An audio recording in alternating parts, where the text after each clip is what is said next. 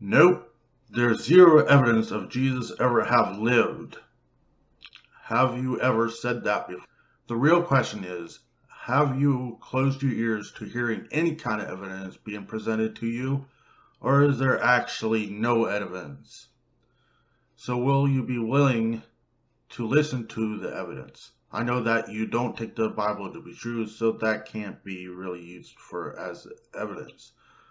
But what if I told you I can show you testimonies and records from historians that provide that evidence that Jesus Christ was an actual historical figure? Eyewitness testimony in historical written records is how we have information on people who lived in history, not a DNA sample or a strand of hair. So will you be willing to listen for a short time to find out? Then after I'm finished, you can choose to whether to accept the information or to reject it. Flavius Josephus, a Jewish historian, lived from 37 AD to 100 AD. Testimonium Flavianum. About this time there lived Jesus, a wise man, if indeed one ought to call him a man, for he was one who performed surprising deeds, and was a teacher of such people as accept the truth gladly. He won over many Jews and many of the Greeks. He was the Christ, and was upon the accusation of the principal men among us. Pilate had condemned him to a cross. Those who had first come to love him did not cease.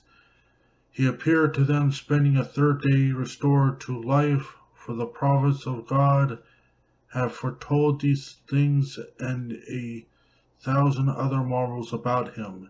The tribe of the Christians, so called after him, has still to this day not disappeared.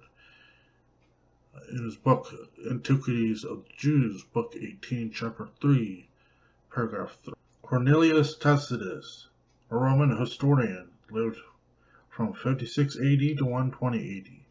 But all human efforts, all the lavish gifts of the emperor, and the appropriations of the gods, did not banish the sinister belief that the conflagration was the result of an order.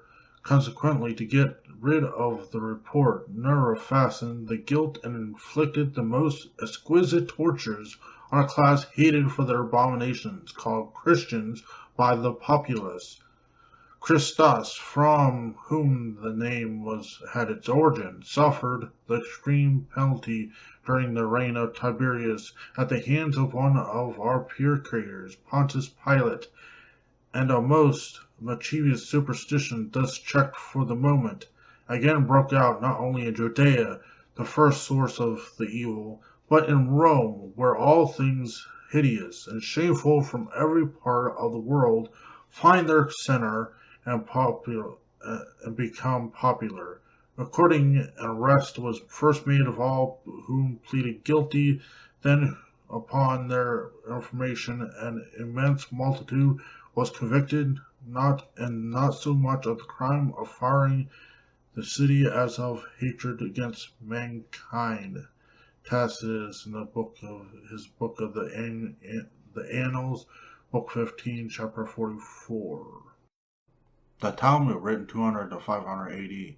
On the eve of the Passover, Yeshua was hanged for 40 days before the execution took place. A herald went forth and cried, "He's going to be stoned because he practiced sorcery and enticed Israel to apostasy. Anyone who could say anything in his favor, let him come forth and plead on his behalf." But since nothing was brought forward in his favor, he was hanged on the eve of the Passover. You see, there are historical records outside the Bible.